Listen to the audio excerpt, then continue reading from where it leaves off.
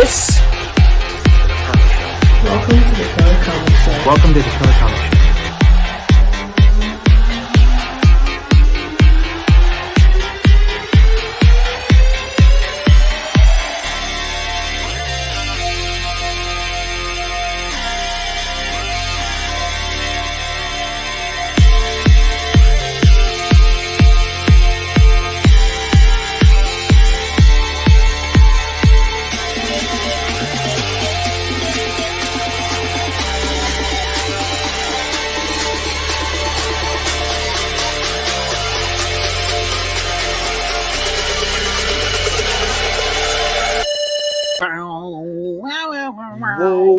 Whoa. It's been a long 2 weeks. It's been 2 weeks, hasn't it? Since we've two weeks for you, 3 for me. 3 for you since you had the call, but we are back. At least 2 out of the 3 is not bad. That's what to say. I'm Andy, aka Perpetual Comics. This is the Killer Comic Show, and we have the one, the only Tom from Not Quite Mint. Yo, guys, this is weird because I logged into StreamYard as you do, and it was like, right, what button do I press? I got a little bit of nerves tonight. I was like, it's been so long, but like it's like riding a bike, you never forget. And we have lots and lots of people in the chat. Well, I say lots. We've got 12. We've got 12 dedicated followers of Fashion, aka 12 absolute heroes, absolute legends, and we appreciate each and every one of you. Can you imagine they could be sitting doing anything and looking at these two faces? Well, I can understand why they're looking. Yeah, I was going to say. I can understand why they're looking at you, Tom. I mean, you are quite gloomy. Shall we see who's? Should we see who's in the chat? And we've got this guy. Not quite. Do you know? No.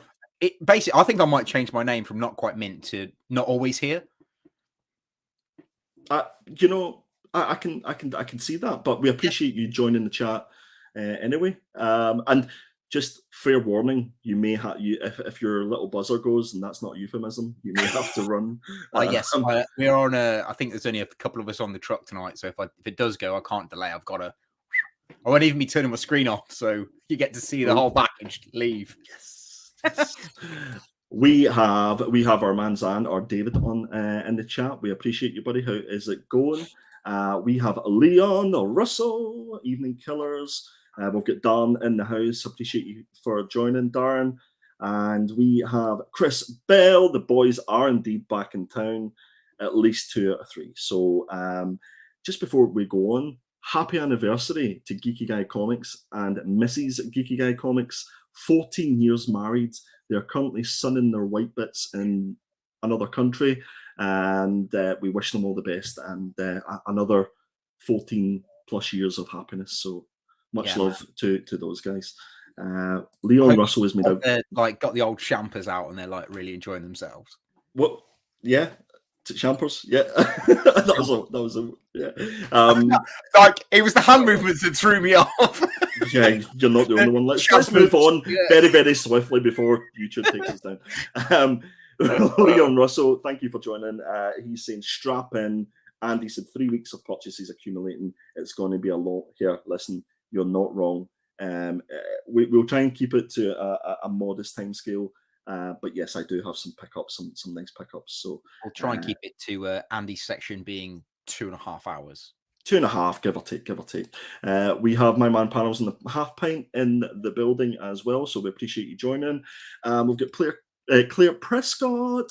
Thank you. Welcome back, Killers. Welcome back to you indeed. Triple G in the house. How's it going? Thanks for joining, my man.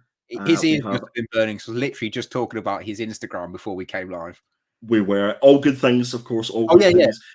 If you have not followed Peter Triple G, go and do that and do that subscribing thing and all that good stuff. I think he's on like 1 billion subscribers at the minute. So let's get him to 1 billion and one. Why don't we? 1 billion and one. 1 billion genies. Indeed. Martin Simcox is in the house. Evening, gents. Thank you. You know what? Life has been a bit empty. We were actually saying that backstage that it's nice to have a break, but it felt a little bit weird, not having the show. So we do appreciate everybody joining back, and it's good to be back. The ironic thing is we have this little group chat between the three of us, right? And 3 weeks ago, I got called out, and then these two did the show without me. And then the group chat went dead for 2 weeks. So I assumed this entire time that I'd caused some kind of offence. Did I forget to unblock you? Yes, I think you have. Jesus. But that's the thing. Like whenever the chat goes quiet, because we literally speak to each other every single day, and it could be like a full day's worth of conversation. And then when there's like half an hour of silence, we're like, "Is everybody okay? Is everybody? Yeah, we're okay. We're fine. Like, cool. Yeah. We've got Dean McDowell in the house. Thank you for joining. We have Hobgoblin's Hideaway. Welcome back. It's good to be back. And I think that is us covered. If you are looking and you are watching, but you haven't commented, do us a favor, stick a little wave in or something. Just let us know that you're there. It makes us feel warm inside, okay? Pickups. We should talk about pickups, shouldn't we? Should we do pickups? Let's do pickups. You want to go first? Do I want to go first? Well, for the first time ever, I actually have got stuff to show. That is a tasty stack. So it is a tasty stack, yeah. And well, seeing as we were just discussing the Hobgoblin, I got these from the Patrick Gleason website, which are the Hobgoblin covers. Nice. For the webheads. Lovely. Yeah. They are actually stunning. I nearly got them through Tim, but I got them the same time as Tim. But the problem is with these, they came from Stackery. I did ask for extra wrapping and to come in their original boxes. Neither did that happen, and you can see the terrible dinks I've got. Oh no! And it's on all of them, like not just these two. I've got more. So I got the rest that has happened to me a few times, and like you can pay an extra $5 to get extra bubble wrap. Yeah, but that's listen, what it's not going to happen. I reckon you should get Tim to sign those. Yeah. Do you know what? I actually did consider that because he's the only Hobgoblin I know, and he's probably the coolest Hobgoblin on the planet. Without a doubt. Absolutely. I also got the Green Goblin ones. Not as cool, obviously. Good. Nice. But yeah, so I got those. So was that like a cover? Was that like a cover B? What was the story with those? It was just. I think they were store exclusives. Okay. The original one was this one. Right. Yes, you got me that one with the non-virgin one. Then I got the virgin one, which is signed by Patrick Gleason. I must say. Not going to get a 9.8 because it's got a huge dink in the top hand corner. Thank you very much, Stackery. But I went on the website to get the Hobgoblin ones. Didn't realize that there was Green Goblin ones, and I didn't realize there was a virgin one of these. And the completionist in me was like, of course. You know what? I've got to get them now. So I've got those. And I've got pretty much all the other webheads that belong to Patrick Gleason. It's got a bit ridiculous. I was having this conversation with my mate at work today because I've pre-ordered the new Pokemon game that comes out in November. And he's like, "Oh, are you just going to get the one?" I was like, "No, I'm going to get both." And he's like, "Why do you need both?" I was like, I don't need both. But when I was a kid, my mom bought me red and my dad bought me blue. And then it's like, it's now an obsession. I have to have both. And I still have them. Listen, but it's just a bit. It's understandable. It's like, because you know that if you don't get them, then you'll have that itch. Yeah. And you have to get them. I was just going to say that, Tim, if you're still in the chat, do you have any more of those covers? Just in case anybody that's watching is interested in getting some of those, rather than going through the madness of Stackery. Contact our man Hobgoblin. Don't go through the and they will be able to sort you out, because I think they had a couple on the last claim sale show, but I don't know if you've got any left. So let us know in the chat. Nice start, Tom. Nice start, yeah. So I also, because I am a huge fan of Once and Future, I'm going to get the last. I think it's the last story arc. There's like 5 books. So I've got the first one, which is issue 28, but it's an interlocking art piece. So I'm actually I'm only getting it for the artwork. And I'm going to have them all put up on in a frame, because they all interlock and tell the entire story of the entire series from issue 1 to issue, I think it's 31 is where it's going to end. Oh, very nice. So I'm really excited about it. It's obviously Dan Moore as well, who's one of my favorite artists. He's the jock to him and Jessica Campbell. Yeah, basically. Yeah. And just before we came on air, I don't even remember ordering this, so I don't even know what it is. but it's Deceased issue 1, War of the Undead Gods, and I showed it to Andy, and we're just saying how nice it is as a cover. I don't even remember ordering it, but it's it like has that old school sort of 90s X-Men cover feel about it. I'm assuming it's a In fact, homage. wait a minute. It is a homage. It's a homage to X-Men, isn't it? Chat, I'm tell sure me. it is, but I can't work out what issue. I think 100% it is. I think it's a homage to X-Men. But I love it. I think it's great. Nice. Very nice. I just love Lobo at the front. I think it looks cool as Oh, I love Lobo. One of my, I'd say Lobo's probably my favorite DC character. Yeah, man. I'm pretty sure we showed this off a couple of weeks ago. About I think it might have been one of your cover final cut-off cover picks. Okay. And it's the Harley Quinn number issues 18, but the original Batman Yes. cover.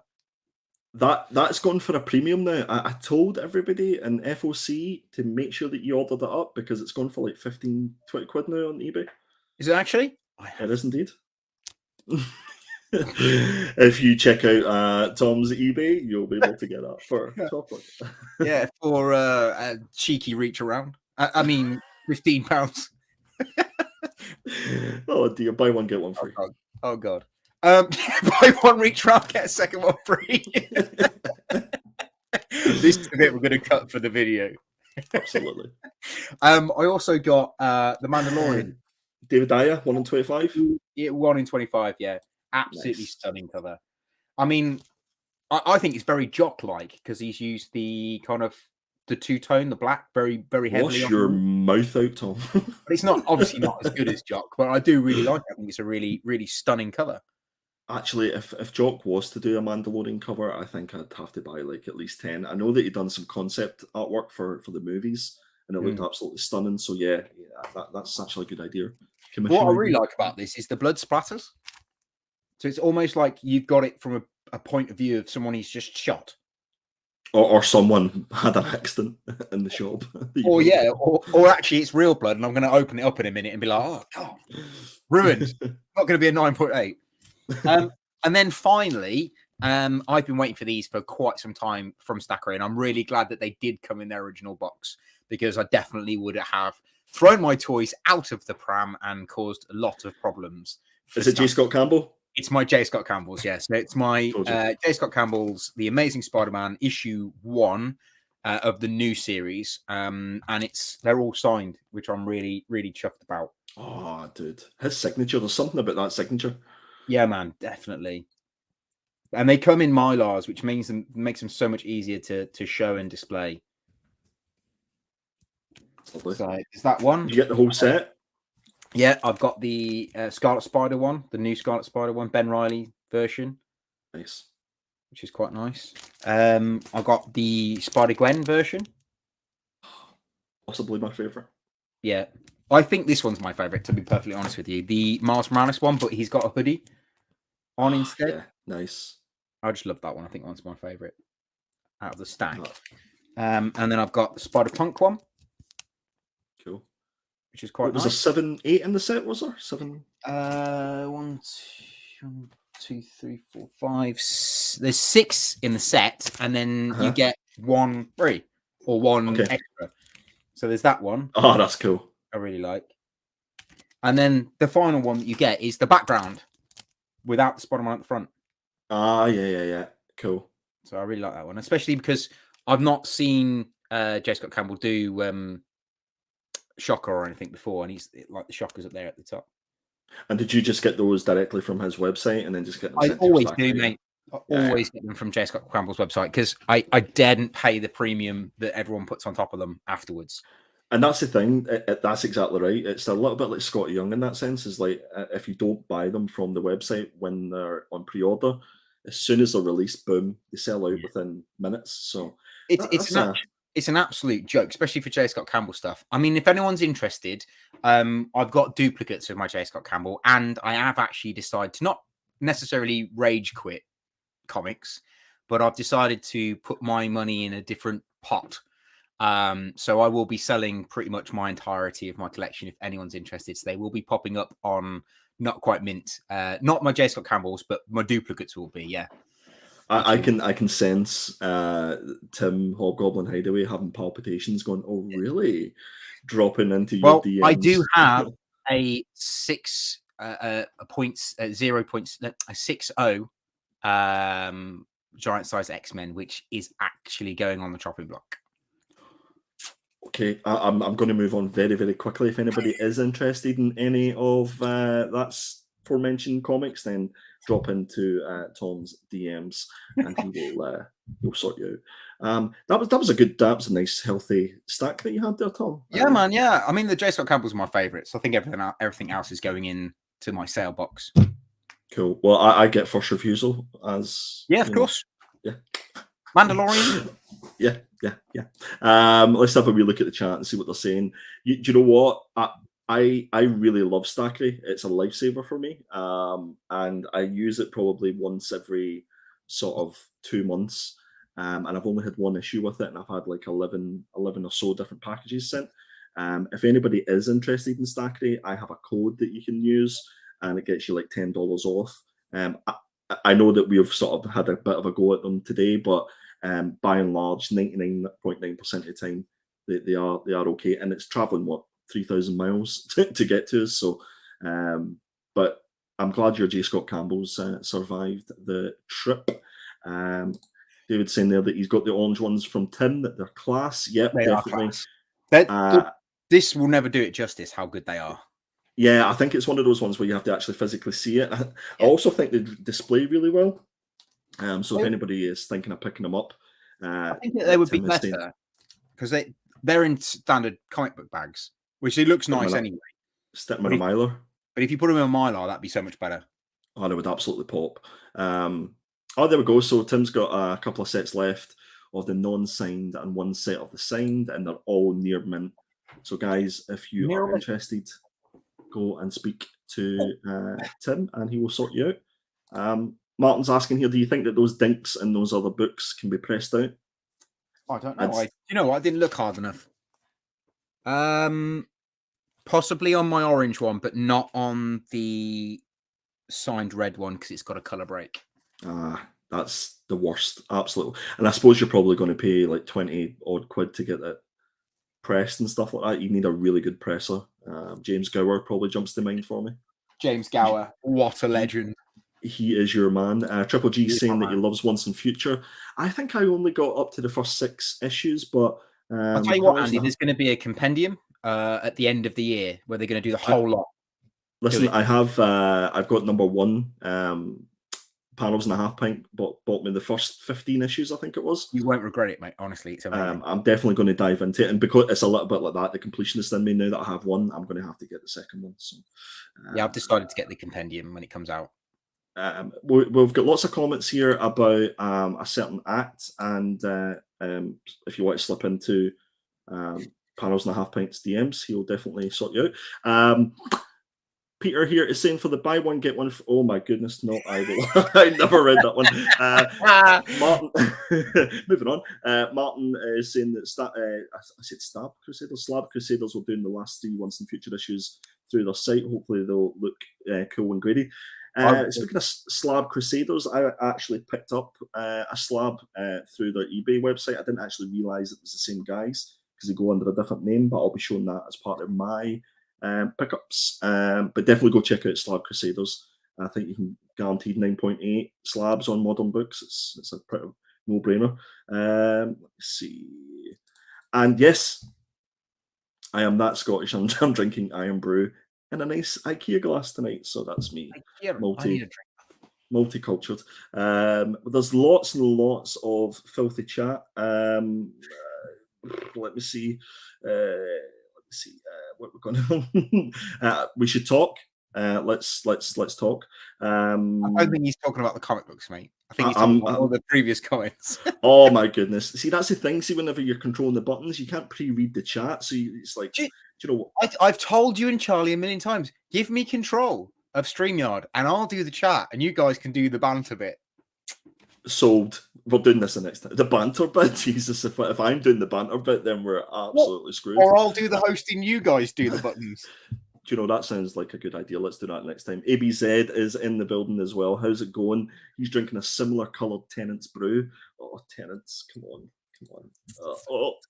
Not for me. Right, my pickups, should we go right into it? First up, I picked up this beauty, The Art of Carlos Esquerra.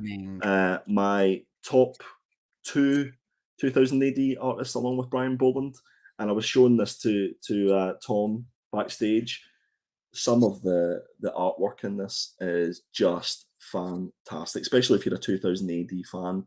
But just if you're interested in good, wholesome artwork, I It's a love good this. coloring book. I was saying that to you. Yeah, I've got lots of coloring to do.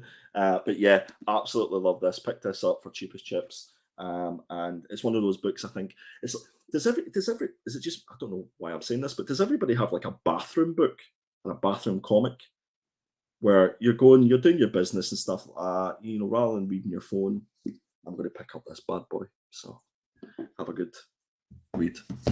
Have a good read. So Yeah. let me just get this straight. You're going to have that book, but will there be a book inside the pages?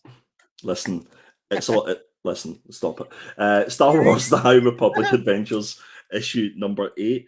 I picked this up because it was a little bit of I already have a copy of this, but it was a little bit of a spec going on. This is the first appearance of Sav Malagan. He's a Jedi. I've butchered that name. He's a Jedi Master.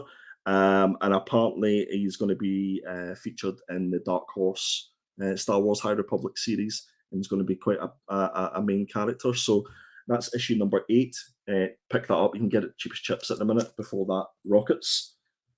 You may have seen this one on my Instagram. You'll like this, Tom. Gen 13. Yeah, man, I do like that. But it's not just Gen 13. It's Gen 13, and it has J. Scott Campbell's signature on it.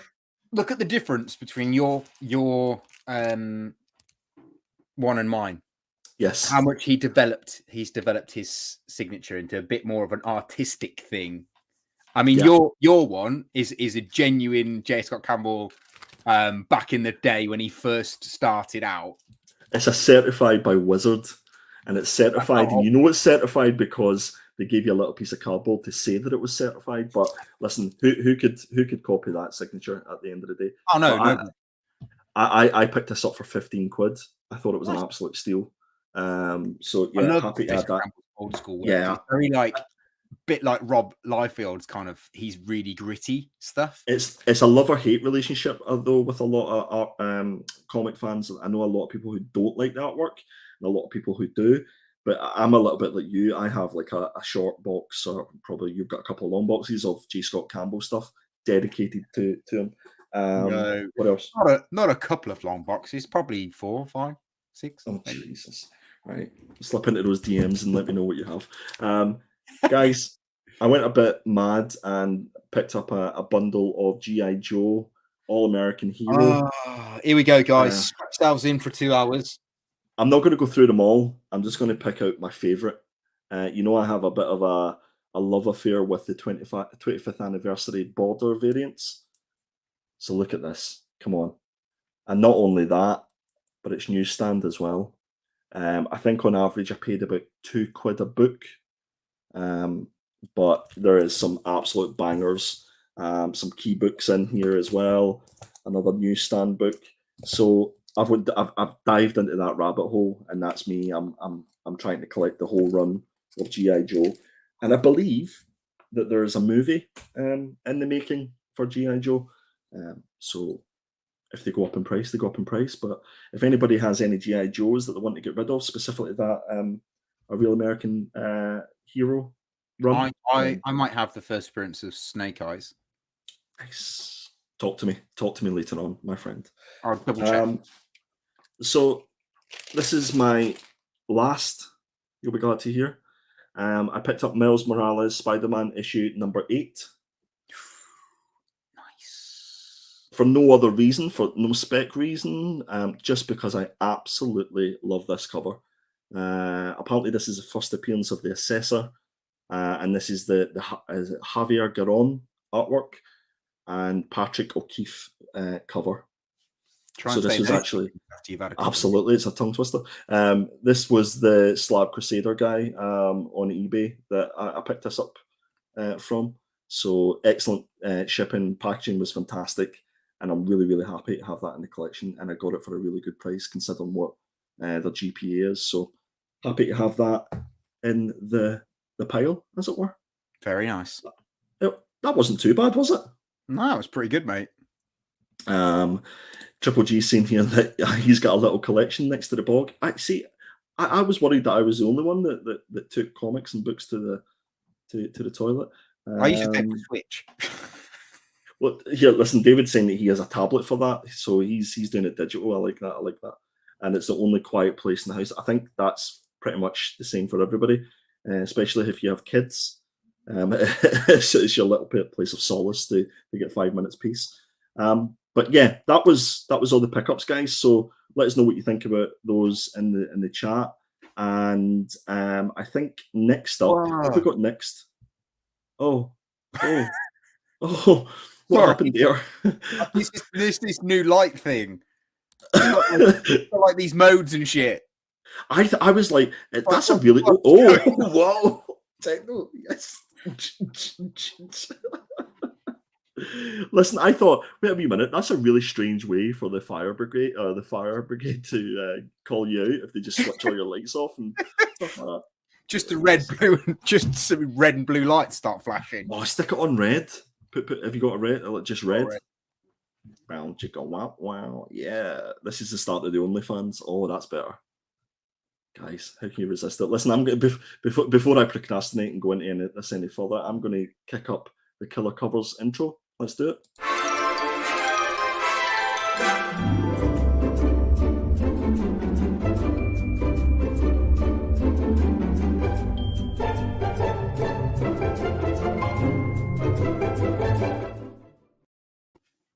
Killer Covers. So this is the Killer Covers for. This was for Wednesday, so this was for yesterday. And yesterday.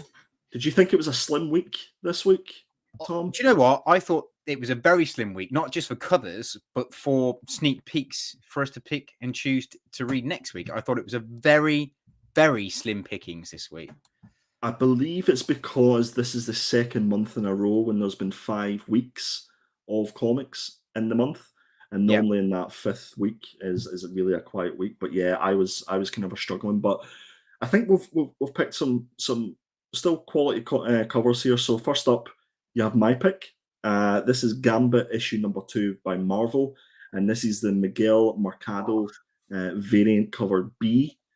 And there's something about a cover when it's just that white background that completely makes the character pop. I love Gambit as a character. I love the colors in this. I was kind of looking at the definition in his torso, and I was like, my goodness, am I looking at Gambit? Am I looking at Tom here? It was like looking at myself in a mirror, mate. Honest to God, like just I wanted you to have a pack of cards and just go on, with the cards. I mean, Jesus. So yeah. This is why we not pulled off YouTube. I don't know. Yeah, I don't pulled know. off is probably not the right time. Gambit issue number 2, the Miguel Mercado variant. This was my pick. Tom, what do you think? So I was going to say, like, I would do a little bit of a positive sandwich, if you like. So I a shit sandwich. A shit sandwich. Yeah. So I really like this. I think the composition is really good. Like you said, I like that they've used a white background to make the character pop out, because it really does lend itself with the colors. It really does lend itself to that white background. You don't need anything else in there to take away from how good it is as an art piece. His facial expression is really odd. And it's Charlie. Yeah, it looks like Charlie. Just really, I think it's a really terrible facial expression. Not very well drawn. Looks a bit odd. But then to top it off, I think the best thing about this is that you can almost feel the textures on it.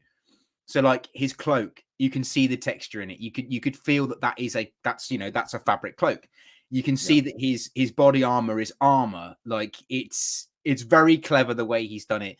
It's very texturized, I would say. It looks amazing. I know it's probably done in 3D. But if he has done this as just digital art, as in like painting digital art, that is phenomenal, absolutely phenomenal. So you can forgive the shit facial expression. Listen, I think you've sold it better than what I could. So thanks for that, Tom. I appreciate it. Let's move on to your pick, Amazing Fantasy 1000. Yeah, so I mean, I literally scraped the barrel to find a book that I liked this week, and the only reason I picked this is genuinely because it's J. Scott Campbell, and he is my favorite artist. But would I say this is the best comic book cover this week? Probably not, because I think the Gambit one is better, and the one you're going to show you in a second, I think, is a far superior. But I picked this one because it's J. Scott Campbell, and I absolutely love it. It's the same old stuff, same old Spidey. He's not in a different position. It's kind of very samey. But what I do like about this, though, which is why I was drawn to it, as in the 1 in 100, this is the kind of pop, old school kind of grainy look over the other two. So like the one you can get, which is the normal one, it's a bit half and half, and then the 1 in 50 is just like a pure digital kind of the clean version. I really like this kind of sketchy old school looking comic book, and I like that he's done that with a few. So he's done this with Amazing Fantasy, he did it with one of the Thor books, and he did it with Hulk. They're really smart, and they'll look really good as a series. But would I say it's a killer comic cover this week? Probably not. But yeah, what did you think? What do you think, Annie? What did you think? What do you think? What do I think? Thanks for asking. J. Scott Campbell. It's J. Scott Campbell. He does a good Spider-Man. Yeah. Nobody can take that away from him. I think, yeah, I can see what you're saying about it. It's almost like there's a filter, some sort of IG filter. What I really did like about this, and I don't know if it looks as if when it looks like a heart shape for the webs, the spider webs that you're shooting. Yes. So it looks as if it's a love heart, which I don't know if that was intentional, but I thought that was just a nice little. Someone's framed it. Like, I love Spider-Man. Spider-Man's my favorite. Yeah, exactly. It's like, love. But yeah, again, is it the best cover? Is it a 1 in 100? Like, would I buy 100 of? I just don't know if I would. But I think this will sell itself, to be honest with you. It reminded me a lot of, especially the webs of Todd McFarlane, the way that he does the web. I think basically J. Scott Campbell learned how to do webs and draw webs stuff like that from Todd McFarlane. I believe so, mate. I could have just completely made that up, but yeah, but like, could Spider-Man get into that position when he's jumping up in the air? I mean, I don't know.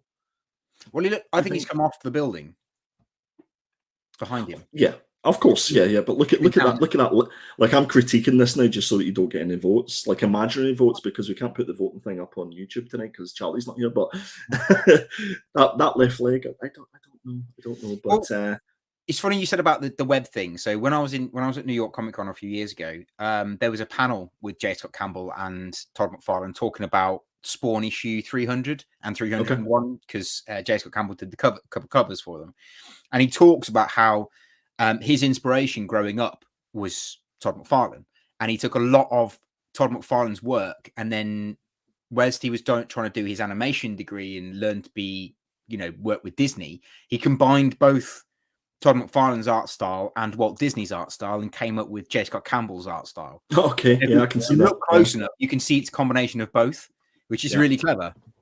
No, absolutely, yeah, I can definitely see that. Yeah, it's definitely a fantastic cover, and I'm sure we'll see a lot more of them as well. Because I think is there no secret cover for it, or was there a secret cover for this? I think there might be, yeah. Yeah, I think that as well. So definitely keep an eye out on that.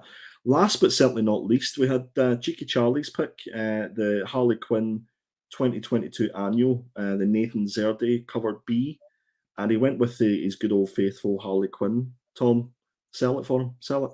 So I think this is a really good comic cover, as it were. I think the competition really works well because of the frames at either side, you're kind of drawn straight down to look directly at Harley Quinn bang in the middle. I mean, you're drawn to her anyway because of the art style at the side. You kind of you're drawn straight in. It's a little bit overly detailed, like there's too much going on either side. I think it would have benefited from a little bit more of a plainer background. But she does pop out, and again, very similar to the first Gambit one we talked about. The way that Nathan Sertzi has done the artwork on this is you can see the textures in her hair, like that actually looks like hair. You can almost feel it. And then her leather pants and her leather top, you can tell that it's leather. I think it's really funny. She's got baseball socks and Converse on. I think that's really cool. Yeah. He's not gone with like hooker boots or like a standard Harley Quinn. He's made her look like, you know, a normal kind of girl that goes out and spray paints. I mean, normal girls go out and spray paint, but do you know what I mean? Like he's not over sexualized her, I think, which is really good with a Harley book. So I like it for that reason. No, I totally agree. It's almost like the Harley Quinn picture. You could take that out and put it in any cover. Yes. And it looks as if it's almost been superimposed to the background. And I sometimes find with Nathan's work is that the forefront, like the main character, is really detailed and you know, as I think you used the term pops, which this certainly does. But when it comes to the background, it's kind of a little bit meh, and it doesn't add anything. If anything, as you say, it sort of distracts from the main character. But yeah, it's a great cover. For any Harley Quinn fan, it would be definitely one to pick up, and I'm sure that Charlie's probably got about 6 of these on order, knowing him. Probably. He's probably up Virgin, isn't he? Absolutely, he loves it. Listen, this was our 3 picks. So we've got Gambit issue number 2. We've got Amazing Fantasy 1000. We've got Harley Quinn 2022 annual. Oh, and just listen, he might be on holiday, but he's not on holiday. He's in here. We'll put the voting up. So if you want to go ahead, guys, and give us your vote for what you think is the cover of the week, and then we'll take a look at the end of the show to see who the winner chicken dinner is. So please go ahead and get voting. Okay. We have a wee look at the get voting in my accent. Let's have a look. So I seen Phil had joined us, so thank you for joining, Phil. We appreciate it. The guys at the comic book, the Nerdtail Comic Book Club, got to 100 shows yesterday, which is some achievement. So make sure that you go and check out the Nerdtail Comic Book Club. Give them a sub and go and what I think it was Secret Wars they were doing, if I remember rightly. Go and give them a watch. Well worth it. And let me just see. Phil has seen here that Amazing Fantasy 998 was an awesome issue. Which one was that? Do you remember, Tom? I don't read it, mate, to be honest. So no, cover buys. And we have the one, the only Connie Dalton in the house. And you have to apologise for being late. We appreciate you being here. So thank you for joining us. And David is saying Harley Quinn for him. So at least Charlie's got at least 1 vote. So we've got 13 votes so far, guys. 14 votes now. So make sure that you are voting for your favourite. Should we review some books? Well, I mean that's what the people are here for, mate. They're here to drone on like 2 idiots about boring comics. It's like what do we think? Like who cares? No, we had our vote. And the winner of the vote of the 4 comics. So just to for those who don't know, we pick 4 comics and we put them up in the community page on the Killer Comics Show YouTube, and we get you guys to vote. And the top 2 are then chosen on. I think we normally pick them on the Monday, and that is the 2 that we review. So we've cut it down from like reading 4 books and reviewing 4 books and just done like our top 2 as chosen by you. So this week, or should I say for last week, so we do it a week behind, the winner was Batman White Knight Presents Red Hood issue number 2 and Grimm issue number 4. And first up, we have the Batman main cover by Sean Murphy, who's also on writing duties for this. We have cover B by Jim Chang. And we have cover C by Simone Di Meo. That's a 1 in 25, which is, I really like that cover because once you've read the issue, you appreciate that cover even more. And Simone, is it Simone? Simone? Simone. We'll go with Simone. Does the artwork in this issue as Simon well. Di Meo's artwork is absolutely incredible. Di Meo is the words I was looking for. I'll start with you, Tom. What did you think of issue number 2? So I read this actually quite a while ago. Like I think I read it like last Thursday. Okay. So you'll have to bear with me as I go through because I've forgotten the name of the female character in it. Is it Gak? Gang? Is that Gan. her name? Gan. Gan. Yeah. So I thought her character development in this particular issue was superb. Like you get the whole thing that Red Hood pushes her too far. She decides that she's going to go and take on this Sonic dude on her own. Doesn't go very successfully, and then she's like, "You're just a hypocrite," basically, to Red Hood, which is pretty cool. And the character development there is really sweet. So basically, the premise of this comic is that Red Hood's taught her to be the next Red Hood. He basically tells her she isn't really good enough, and they shouldn't really be doing it. He doesn't want her to become him, if you like. She takes it badly and then decides to go after the villain, and it all kind of goes up shit's creek for her anyway.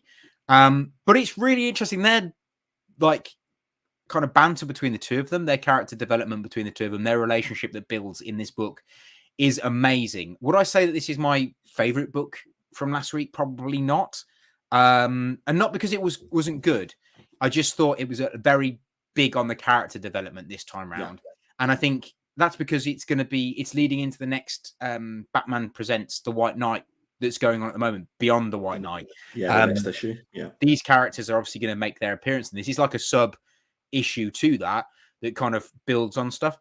So the build up on that is great. And the way it ends when like they're talking together in the dojo about what they're going to do next is just incredible. But her story of how she develops into this new Robin and where she goes from here, I think it's actually really beautiful. I think this is what they should have done with some of the other Robins. Like I would like to have this been Damien's story, if you like, or make her legitimate, like bring her into our the DC universe, not just the Murphyverse. Like bring her into the DC universe. Like this is the sort of female Robin that you want. This independent woman that really wants to make a stand, like in her, her village or her area, if you like. And Batman takes her under her wing, but she doesn't really kind of go that way. I like that she's kind of like, yeah, I'm just going to do it though, whether you tell me to or not. I want to protect my family and my friends. So yeah, what did you think? I think you should review comics on a full-time basis, Tom. I think that was absolutely spot on, my friend. Listen, I love the Murphyverse. I think it's absolutely fantastic. Me too. I was a little bit. I was totally concerned when I was like, oh, this is a 2-issue mini series, as it were. I was like, oh, is this another, just a money spinner to get us to buy another couple of books? And I'm so glad that I was completely and utterly proven wrong, because this actually complements the White Knight run at the moment. And I say that there should be a lot more 2-issue miniseries of different books, because I can't remember the last time where I was so invested in a character like Gan, and that's down to Sean Murphy's ability to introduce and write a really, really good character. And it's made me even more excited for, I think it is issue 4 or 5 of the ongoing series. Yeah. Because you know that the reason that they've set this up is to set that character up for the main series and beyond. And I think that she will become an integral part of the Murphyverse. So for me, I thought this was fantastic.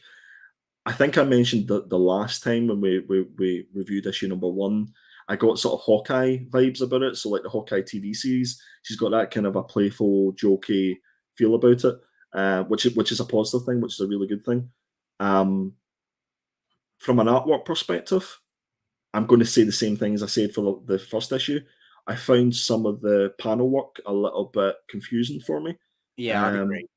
I mean, that's like this one on the left-hand side. Yeah. It's a bit like, I understand what's going on, but your eyes aren't drawn to read it properly.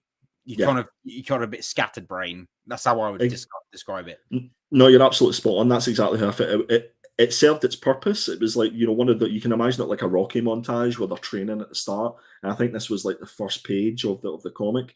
So you sort of got it. You understood what was happening with it. But then I think that the page in the middle sort of gives a really good example of how it got a little bit messed up for me.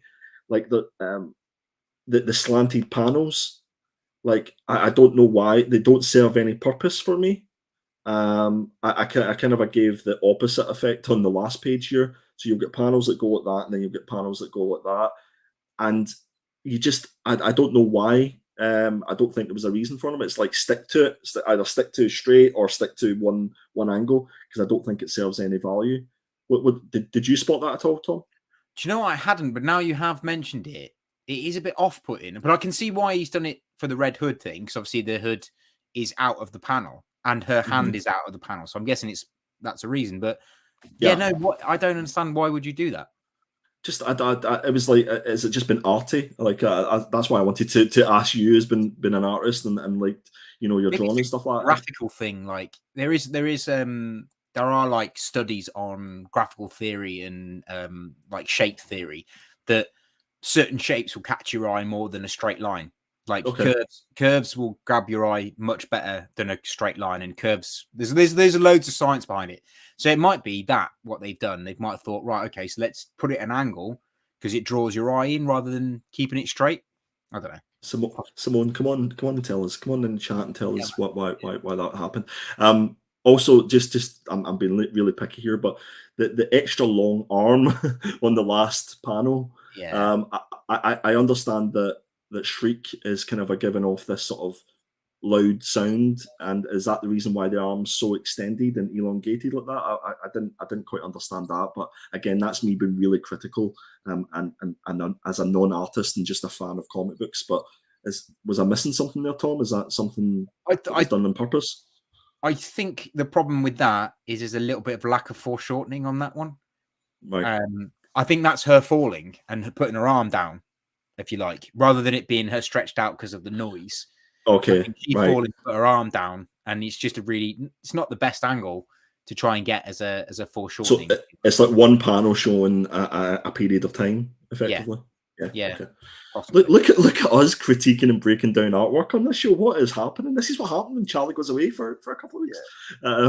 One and only other thing I'll say about this book as a series, like the first two, is those people who have criticized Sean Murphy for saying that Robin, the original Robin, should have been Dick Grayson, not Jason Todd, and the whole Red Hood thing. Like, why was he the first Robin? Why was he? Because like in our DC that we all follow, he's the second Robin who gets beaten by Joker.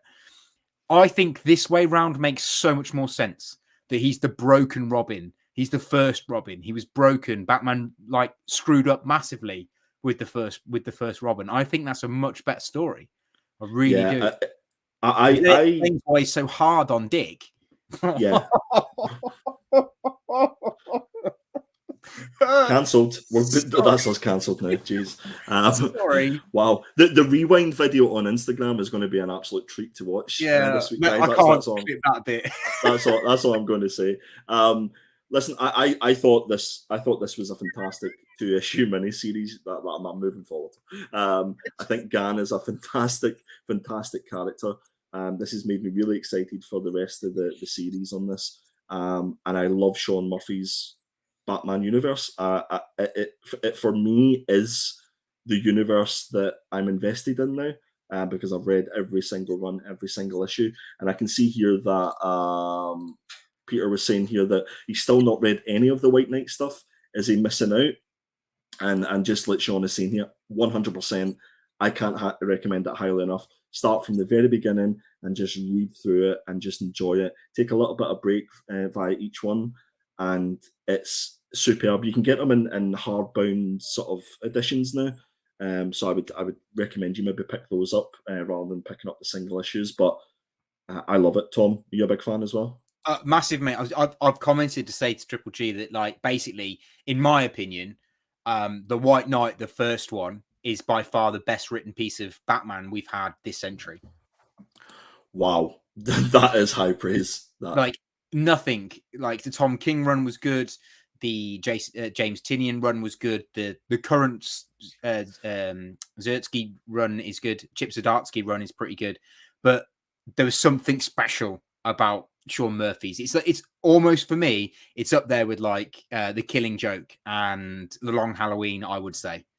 It's number 2 for me, and it's only number 2 because of Scott Snyder's Black Mirror. I've never read that one, to be fair. That will forever be my favorite Batman run. But I think for me, this is a definite killer. I think you should definitely go and check this out. If you haven't picked up the issues already, it might just be worth waiting to the White Knight omnibus is out. The next White Knight omnibus is out, because I would imagine they'll probably include these 2 issues with it if they're doing the right thing anyway. So, what about you? Killer for you, Tom? Oh, mate, killer all day. Killer, chicken dinner. Killer chicken dinner. I'm just going to jump into the chat here. Sean is saying that maybe on par with Coat of Owls. Yeah. ABZ is saying Dark Knight Returns. And Mark is saying we were doing really well with our high level critique, and then Dick got mentioned. I was talking about Dick Grayson. Listen, story of our lives. So yeah, I think we've got a killer book there. Next up was Grimm issue number 4. I'll run through the cover. So we'll get the main cover here by Flaviano Armentaro, who also does the artwork, and we have cover B, which was a foil variant cover. Then we have the only cover C by Jenny Frisson. That's Jenny Frisson. And then we have the cover D, Simone Di Meo. Is that how we pronounce it? Simone Di Meo? I thought it was Simon Di Meo. Simon? Cool. But we'll go with I it. might be wrong. It's Sai, okay? It's done a fantastic 1 in 10. And interestingly enough, if you look at the sort of color scheme of that 1 in 10 for this book, it kind of is the same kind of a hue to it for the Batman book that I just noticed there. So yeah. So I'm going to be really honest. I hadn't read any of the issues. So whenever this won the cover or the book to read, I was equally excited because I'd heard so many good things about this. And then I was like, oh, geez, that's 4 comics I'm going to have to read, which is never a bad thing. But, you know, it's like if you need to read it from start to finish to get enjoyment out of it. I'm so glad that I did. I'm so glad that this was picked. I actually read these from issue 1 right through to issue 4, like within 35-40 minutes. It was just one after the other. Really enjoyed it. I'm going to start off with the artwork now. I'm going to I might be a little bit biased and swayed here on my review here because I've read all 4 issues, but I'll try and stick to issue number 4, and I'm going to start with the artwork. I thought the artwork was great, but what was even better than the artwork was the color work on these books. I love the purples. I love the reds. I love it. Kind of gives off a bit of an energy about the book. I've picked a few sort of pages here, and that page on the left-hand side is kind of like the first page that you see when you open up issue number 4, and it gives that sort of overall view of what is it, effectively the afterlife, hell, as it were.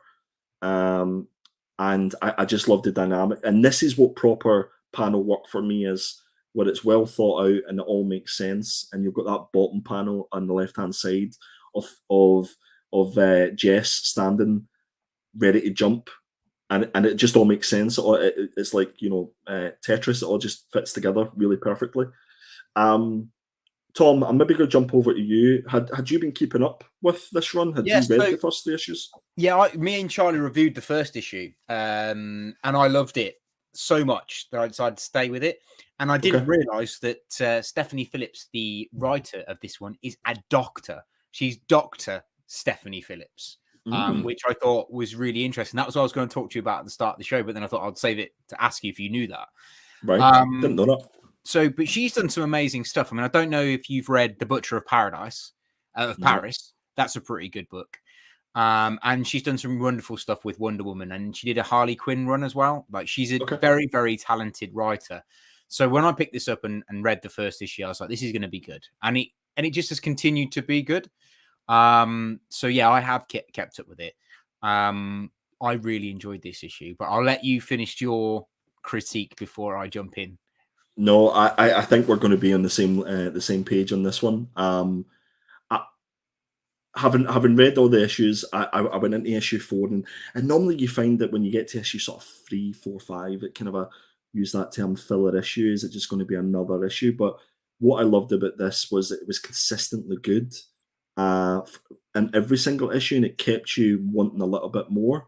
Mm. And we got to issue number 4, and spoilers for anybody that's not read issue number 4 yet, apologies, but that page on the right hand side is effectively they're looking for death. They're trying to find death, and the character on the right hand side is who we are introduced to as Death, and they find themselves once they've been transported via a portal in Las Vegas. So Death is basically went on a party and on a bender to Las Vegas, and he's standing there fully with his robe on, with a cup of coffee, going, "What's the crack, guys?" I don't know if you noticed, Tom, on the bottom left hand side. I can't. It's probably not obvious here, but one of the books got a tag. is called "The End of Alice." Okay. And I'm just wondering, Boom Studios, the Alice in Wonderland book that we've been reviewing, if there's a little connection there, a little sort of Easter egg, as it were. Yeah, that could be cool. I don't know if you noticed, but he's on house arrest. He's got a tag. His tag! I didn't even notice his tag. Yeah, dude. Which I thought was really cool. A really interesting take on it. That actually makes a lot more sense, and kind of opens your brain up to, okay, in the next issue, why is he on house arrest, and why is he been missing? Why has he gone to house arrest? Why is he tagged? And why is he in Las Vegas? But I'm pretty sure now, this is how clever I think Stephanie Phillps is. If you go back to the first issue, there's a song in the first issue. It's singing. And then I think in the second issue, there's another song. And then throughout each issue, I think there's been a song sung. And I'm not sure, but the band that have done those songs, I don't know if they did a song about the devil being in Vegas. Or okay. Being in Vegas. I mean, I think that's what's happened here. But yeah, I loved it from start to finish. I love the fact they've got this massive ass tank character called End, who's literally ending everything. Almost my new favorite villain of 2022 is the character of the End. And how good would it be if Todd McFarlane made a big ass figure of the End? Absolutely. Well, what really got me is the woman that's in the middle panel, whose name I can't remember. She's your main antagonist in this whole story. We're not really sure why that she's doing what she's doing, and we're not sure what her connection is to Jess just yet, but she's obviously trying to do Jess over now that Jess can walk between the living and the dead. And also she's got a very weird connection to Death, because she can handle Death's scythe, which no one else can. Is that Adira? That's it. So she's your main antagonist. So for her to introduce a new antagonist, I think it's in issue 3, where she brings in the big bad, the End. He's to end everything. And he's like a freight train. He's like the Juggernaut on steroids. Yeah. If the Juggernaut really didn't care who pointed him in what direction, because he just turns up. She's like, "Can you go and sort that out?" He's like, "Yeah, I will, but I'm going to take everything else out with me too." And then when she's like, "You've really made a mess of this," he's like, I really don't care. I'm the End, so get out of my way. And I thought that was really cool. I thought the writing of that particular character was superb, because you just get that total disdain that they don't care about anything other than themselves and destroying whatever comes in their way. So yeah, one of my favorite characters. I thought the supporting characters in this were great, because obviously I'm reading it from issue number 1, but the two characters that kind of I think is Eddie and Marcel. Yeah. They're fantastic as well, and I became really invested in those two characters, and I'm sort of thinking if we could get like a standalone one shot, just looking at their backstory and how they died, I thought that'd be great. I think that's going to be a possibility, because they do hint at Marcel's and how bad it was. Yeah. But what I really like about this book is Jess is your main character, but without Marcel and the other guy, there isn't a story. It's really clever that every component in this book, every person, the antagonist, the End, Death that they're looking for, your sub characters, Marcel and the rock god, the guy who looks a bit like Johnny Rotten from Sex Pistols. The Sex Pistols. I think it's really clever that every character is a supporting character to Jess, but if you took them all out, Jess wouldn't be anything. And it's a really very cleverly written book. I really really can't rate it any more than go out and read it, guys, and give me your own reviews. But 100%. 100% would recommend go out and get this. Yeah, I'm so glad. This is the beauty of this show, that it sort of pulls you into reading books that you wouldn't necessarily, or you've maybe just went, oh, I'll get to that at some point. This forced me to sit down and read the first 4 issues, and now I'm completely and utterly invested and can't wait for the next issue. I can see Chris Bell is saying here that this is painful, the only book that he's ever abandoned after issue 1, and it sounds like it was a horrible mistake. Listen, in my personal opinion, I think this is fantastic, and you should definitely give it another go, because it is well worth it, specifically when you get to issue number 4. I can't wait for issue number 5. Is this like a 6-issue run, Tom? Do you know? I believe so, mate. I think it ends after 6 issues. But I wouldn't be surprised if this is the sort of thing that Boom will take on a bit further and be like, okay, we've done Grimm, now let's do Reaper. Do you see what I mean? I like it. The next chapter will be called Reaper, and it'll probably follow a different character, but it'll be the same universe. This is the best Boom book this year. So far, I would agree. Yeah, 100%. Without a doubt. So I think that's another killer from us. I'm just going to have a wee look at the chat. So not much chat in the chat. Martin is saying here about the cover deviant by Di Meo. It's so good. The same style used in Once in Future issue number 25. Yeah, you can definitely tell a Di Meo cover 100%. So we've got 2 killers there, Tom. Killer. So we've done our book reviews. So everybody can come back from the toilet or come back from making a cup of coffee. And the next thing that we're going to jump into is the one, the only Killer Key.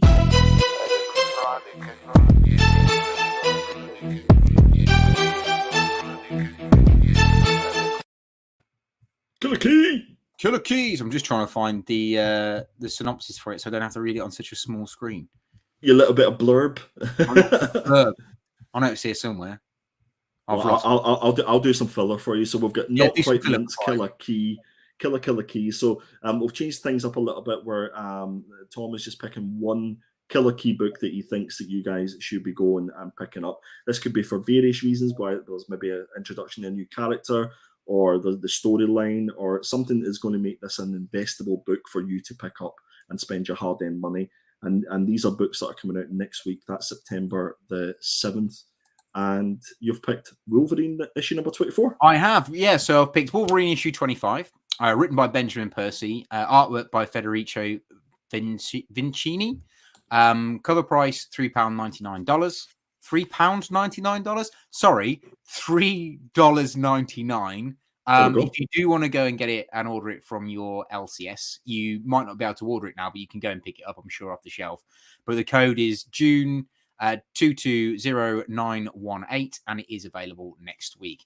So this one is Hell on Earth. The hands of Hellbound seek the revenge on Wolverine and Solem. If you don't know who Solem is, he's the character that was introduced during X of Swords, who's actually a pretty cool character. But with Earth reading from the revelations of Axe, a dire plan from the beasts. From the beast, there is maybe the planet's last best hope. This is Legacy issue 366, and it's a tie-in for the Axe Judgment Day. Now, the reason this is a key, guys, and is worth picking up, is this is the first appearance of Hell Bride. So she's the bride of the Hand, the Hellhound, or Hellhound, or whatever you want to call it. But yeah, it's the first appearance of her in this kind of story arc. And actually, to be fair, the Benjamin Percy run for Wolverine has had some really good reviews. So if you do want to pick it up, I'd recommend it. I like the I take it that's the cover B on the right hand side. Is that like the cover B is like quality, isn't it? Is it like a knock? Is the artist Knock now? Yes. He normally does like the full page heads. Is this one of his, or is this someone different? Knock. Yeah, that's the one. Yeah. I believe it is. Yeah. Yeah, that's what it kind of gives that vibe. I quite like it. And what you said, this was issue 25. It says 24 on here. Is it 24 or 25? 24, mate. I just 24. Is it? Yeah. No worries. So issue number 24 for Wolverine. Make sure that you go pick up. And as Tom said, if you can't find it in your LCS, I'm sure that the likes of Galactic Comics would be able to get it for you. Yeah, man. Very, very nice. Anything else? Anything you would like to add on that one? There are some really good indies out next week, so I'll let Andy take over. But there are some really, really good indies well worth picking up next week. Probably more than what Andy's going to show you, because I think we're only doing one at the moment. Yeah, we'll just sticking to one. There are some really good ones. So I'll see what Andy tells you or shows you. I might have to throw my 2 pence piece in at the end. And you know, where can people find you on the internets and go give you a follow and all that good stuff? Well, if you want to follow me and see my comic book collection, which I will be posting up at some point in the near future, you can follow me on Instagram.com, notquitemint.kc. Or if you want to see my professional portfolio of all my artwork, I am going to be posting a lot more regularly on my The Art of Tom mailing page. I've actually just done a 3D model of a Warhammer 40k Space Marine. So I'm just trying to get the rendering right to make it look smart, and I will be posting that up at some point. I've also done Zorro's swords from One Piece. They'll be going up there at some point as well in the next couple of days. Very nice. Cool. And I believe somebody tells me that you've been working on some new maybe intros and some... There's a possibility that I may have created 2 brand new intros for the show. One to collaborate all the intros into one, and one which is for the new Thought Bubble Road 2 that is coming very shortly. Very, very shortly. So lots in the works. So make sure that you go and give Tom a follow. Tom did mention we were going to have a look at a little killer indie. So I'm just going to give everybody forewarning who has earphones on. Turn it down a little bit.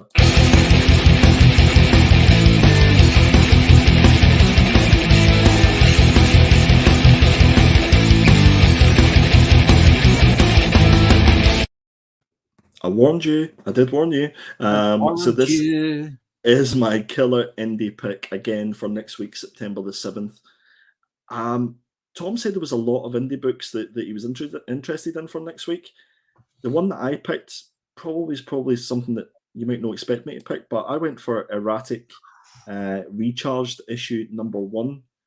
So this is written in artwork by Keir Andrews, and I put there it's $34.99. It's not $34.99. It's like $3.99. And you can see the distributor code there if you want to go and pick that up from your LCS. Do you remember, Tom, Erratic issue number 1, the first volume when it came out? I do, mate, because I have the John Boy Myers variant cover for it. Both. There we go. There was a lot of it was not quite buzz. First ever exclusive. Is that right? Oh, there we go. Memories. I remember there being a lot of buzz about Erratic, and AWA Upshot for me are an absolutely fantastic publisher. I know that Tim from Hobgoblin is a big fan of them as well. So I couldn't go by without picking Erratic issue number 2, because I think if it's as good as the first one, then I think we've got something really special going to happen. And so I'll just read the little bit of blurb. Recharge complete, the teenage hero with superpowers that only work for 10 minutes a day is back to save the world again as he navigates even more pressing perils. Young love, bullies, a broken family, and the gauntlet that is high school. This time, young Oliver Leaf is teamed with a barbarian princess who claims to be from another dimension. Spinning from the pages of the Resistance, Erratic combines electric action, teen drama, and pure comic fun. I can't wait for this, Tom. Can't go wrong with that, mate. I mean, I love the first series, so yeah, I'll be definitely. I didn't even know they were doing this. I just missed this completely. Until I saw your slides earlier. I think there'll be a lot of pressure on this book for it to sort of keep the momentum that the first volume did. And no doubt there's going to be 1 billion covers for this as well. So for me, I like the one on the right hand side. I think that's got some cool vibes about it. So definitely go and check out Erratic Recharged issue number 1. You said there was a few indies coming out next week that you had your eye on, Tom? Yeah, so I looked at or thought about doing as my key the one shot for Until My Knuckles Bleed. Okay, yeah. Until My Knuckles Bleed, One Deadly Shot. I was just looking for a synopsis for it, but I can't find it. But basically, it's a key comic.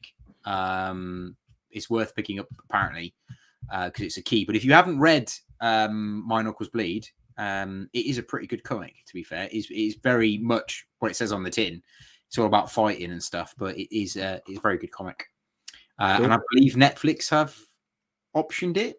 Of course they have. They've optioned absolutely every.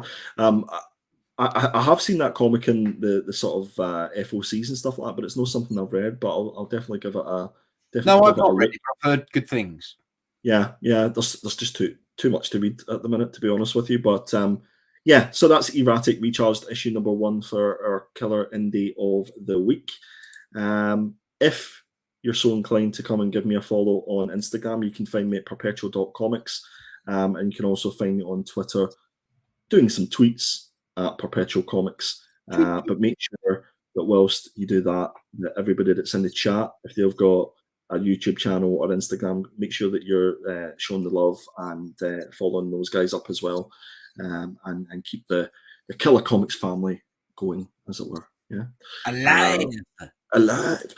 Next up, we've got Mr. Geeky Guy Comics _ killer trade for next week, and he has chosen We Have Demons trade paperback from Dark Horse Comics. We had some fun reading this one and reviewing it, so make sure that you check out those past shows. So this is going to be 112 pages, which surprised me because I thought it'd be a lot bigger than that, a lot chunkier. But you're only paying $20 or thereabouts. So this came out originally as a digital only through Comixology, and then Dark Horse released it as 3 separate individual issues, and now we've got the trade paperback. So for all you trade paperback hunters, I would highly, I'm guessing both of us would highly recommend that you go and pick this up. Tom, this was an enjoyable read, wasn't it? It was an amazing read from start to finish. I loved it.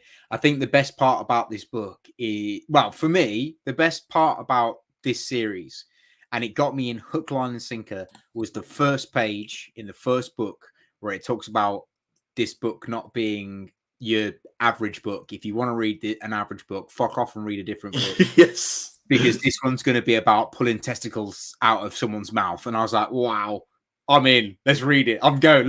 I'm good. And there is another clip for our rewind video just there. Just by synopsis of We Are Demons. Honestly. So yeah, Connie was saying here that Erratic sounds fun. And that she hasn't read the first series. No, I definitely recommend the first series. It's a really good, fun read. You don't need to think about it too much. You can just enjoy it. And Connie also loved We Are Demons, and considering the trade, I can't. The art, the artwork for this alone is worth it, because the thing that I remember was at the end of the book, they showed you some of the Greg Capullo line work. So just without the colours in it, you forget how good Greg Capullo is, especially at doing those demons and dragons and monsters and things like that. Probably one of the best. So yeah, this collects the 3-issue miniseries, and apparently there's never before seen sketch material and original scripts. See that sketch material? That would be enough for me to go and pick this up. Yeah, same. So that's definitely on my Christmas list. Yeah, so that's We Have Demons. Geeky Guy Comics, you can go give him a follow. It's Geeky Guy Comics _ so I think the person who hacked into his original one is gone now. So if you search Geeky Guy Comics, it should only be Charlie that comes up. And you can also find Charlie on Twitter at Geeky Guy Comics. So again, make sure you go give Charlie a follow. He would fully appreciate that. But we've got one more. There's more. We've got our final order cut off. This is our hashtag killer pick. Guys, you know what final order cut off is by now. For those of you who have missed it, it's effectively the last weekend when you can pre-order a comic through your local comic shop to make sure that they can order it in. So it's the final time before all the books start getting printed. So again, we've picked one book that we think you should be pre-ordering and picking up.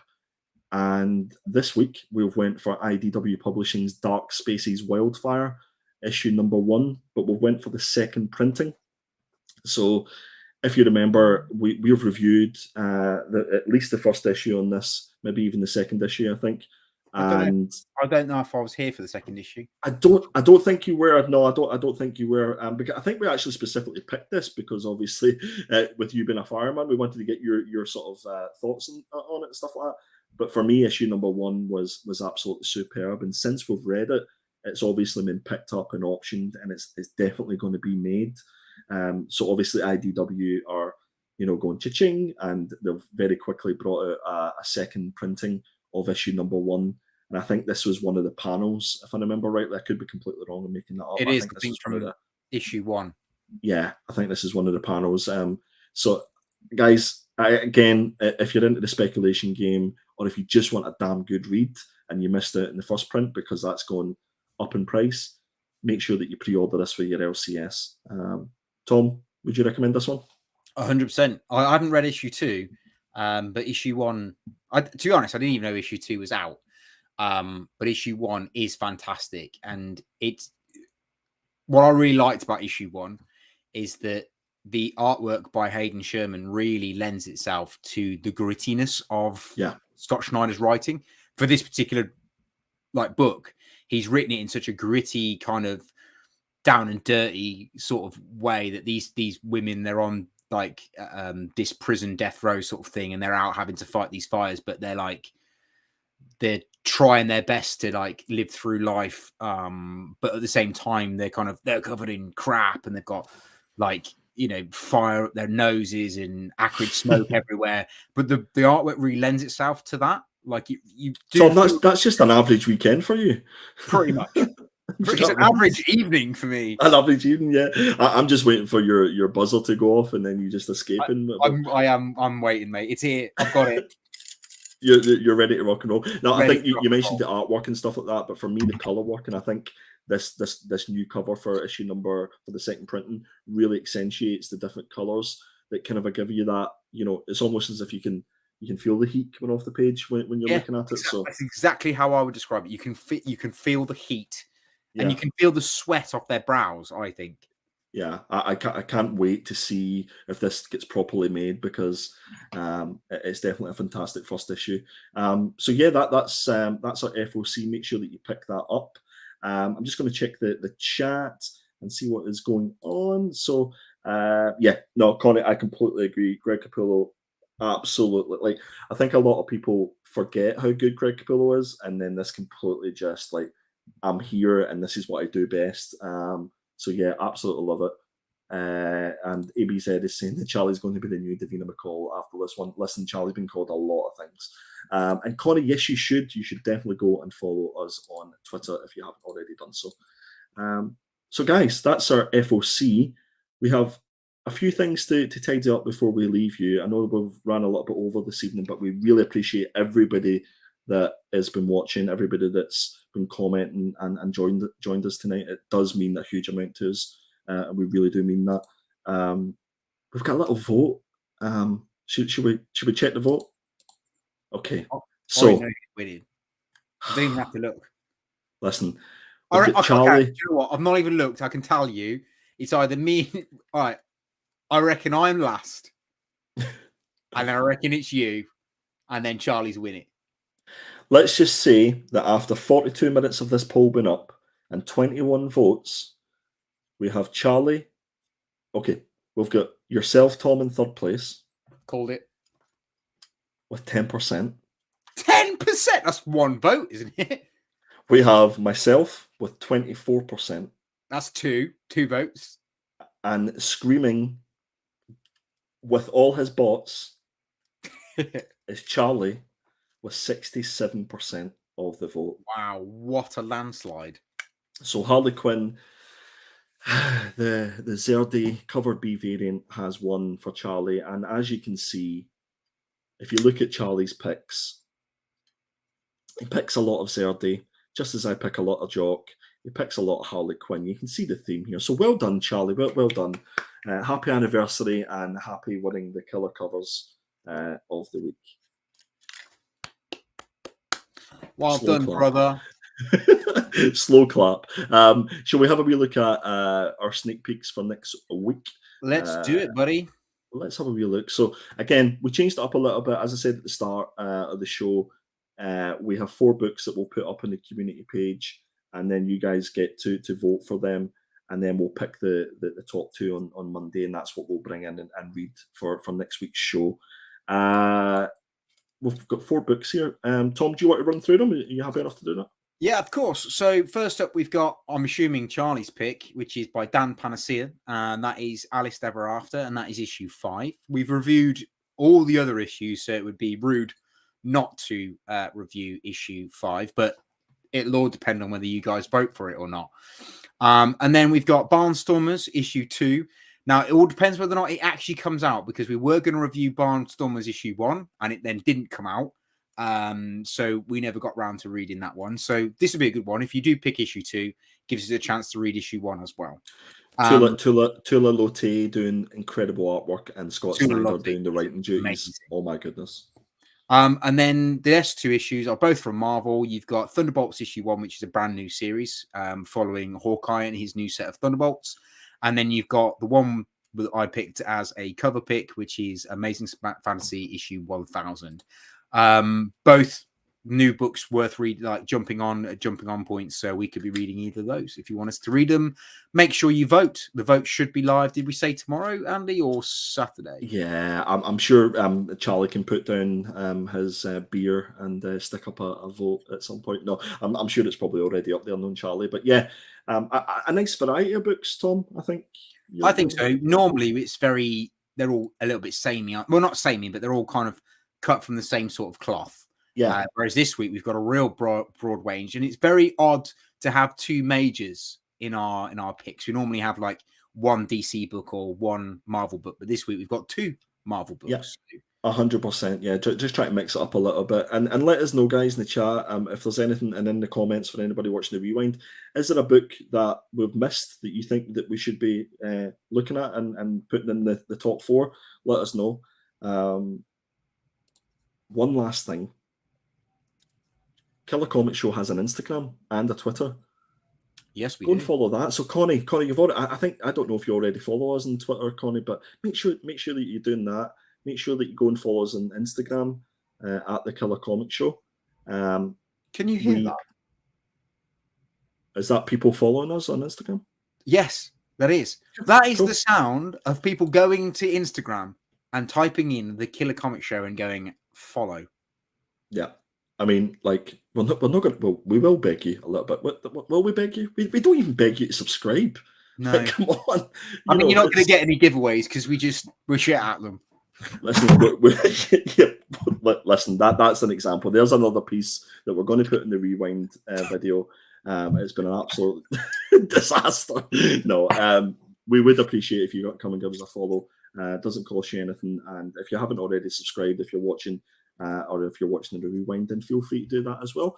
But no obligation. And see you on the way out, guys. Remember your coat, remember your belongings, but remember to hit that thumbs up as well. I can see we've got about 13, 14 thumbs up, which we really appreciate. Apparently something to do with an algorithm, Tom. Do you know? I don't know. I don't know. All I know is you must always stay safe and stay sexy. Stay safe and stay sexy. I was going to do the whole thing where I put you on full screen and you do that, Tom. Well, I'm like... Is there anything you would like to say to our lovely people watching before we go? I would just like to reiterate what you said about 10 minutes ago about it is really nice that you guys come and spend time with us on a Thursday evening, because you don't have to, but you come here and you comment and you chat and have banter with us, and it is really nice that you're here. So it means a hell of a lot to us. And those who watch on the rewind, it means a lot to us too that you come and enjoy our very unique flavor of banter. So yeah, cheers, guys. Really appreciate it. Absolutely. This is probably the comment of the night. Leon, you win absolutely nothing, but thanks for making me laugh. I really appreciate that. Peter Triple G saying great show, chaps. We appreciate it. Thank you very much. Chris, thank you for watching once again, buddy. Great show, lads. Connie saying it's nice to have the show back. It's nice to be back. It's nice to have everybody back. And David is saying great show, guys, as always. And you will indeed see us next week. So sorry to do this again, but Tom, could you just play us out, please? With your Stay safe, stay sexy. See ya. See ya.